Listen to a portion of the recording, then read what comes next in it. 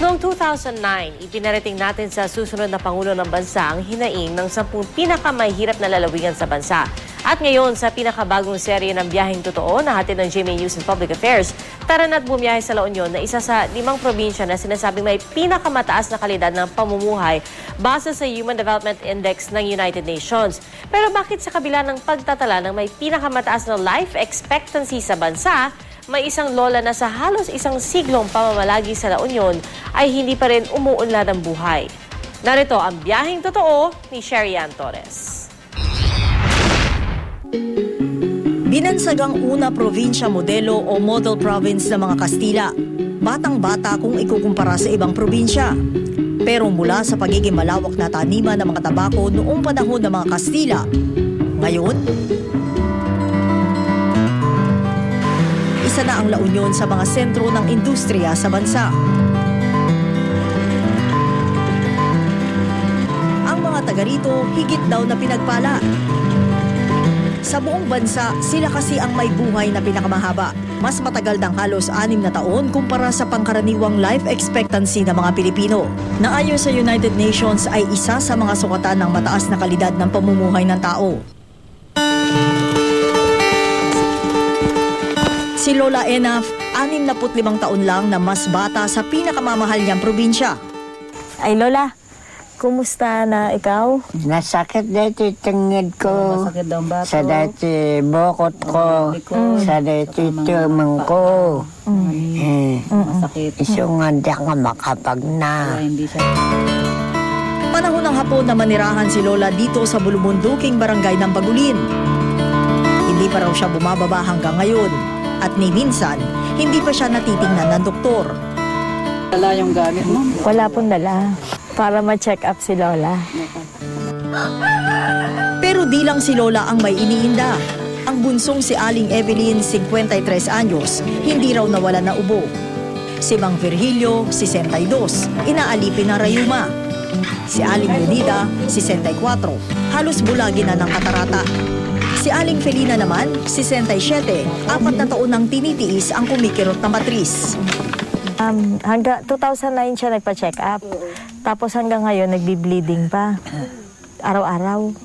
Kung luho nang maituturing ang kumain ng kanin para sa pamilyang nabubuhay sa pagsasaka, lalo na raw ang pagpapatingin sa doktor. May PhilHealth nga na bigay ng gobyerno, hindi naman daw nila magamit. Nagagamit niyo ba yung PhilHealth niyo?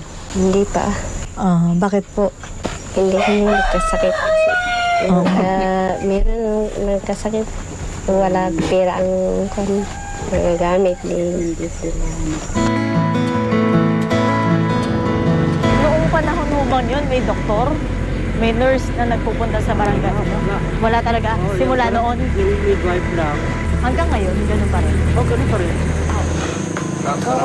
Not all the barangays have doctors, but that should not be a reason for the people not to see medical professional help. Because as I said, we have good accessibility. Wala nang laman. May mga gamot nga sa health center, pero paano nyo na ano to, ma'am? Sira yun. Lalo ng ganito. Anay. So, hindi na to pwede? Hindi na, ma'am. Kaya binilagay ko to. kaya si Lola Enaf, napapaisip tuloy kung maituturing nga bang biyaya o sumpa ang umabot sa edad na 73 taong gulang. Iso nga ko nga, unayin niya po Diyosin, mataya ko malaangin, kunakta, yakmut mga lang makatalaba ko.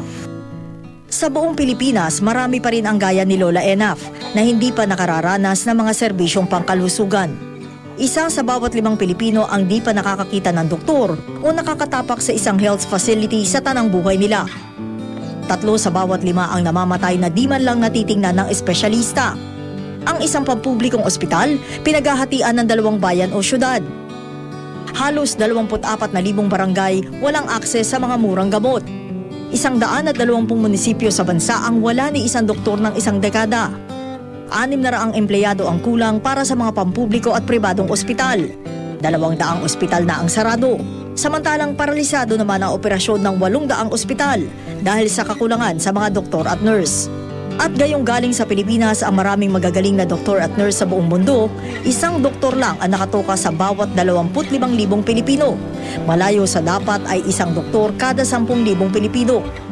At kung mataas na sa bansa ang 75 years na life expectancy ng La Union, ang Japan na sinusundan lang natin sa ekonomiya bago mag World War II, may life expectancy na ngayon ng mas mataas ng halos isang dekada. Lumalabas din na ang buhay ng mga Pilipino, isang taong mas maikli kaysa ibang tao sa buong mundo. Marami raw kasi di nakararanas ng dekalidad na serbisyong medikal. Ang pondo kasi na ginagastos ng gobyerno para sa kalusugan, malayo sa dapat ay inilalaang 5% ng kabuuang kita ng bansa.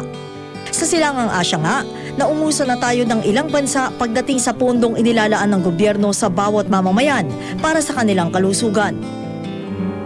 Ang serbisyong pangkalusugan kabilang sa mga payak na karapatan at mga kalayaang tinatamasa dapat ng bawat tao sa mundo, ng bawat Pilipino. Pero sa mga gaya ni Lola Enaf, Salamat matano. Mayad de. Dito pa po. Maasik ang diamond. Agat anda kami.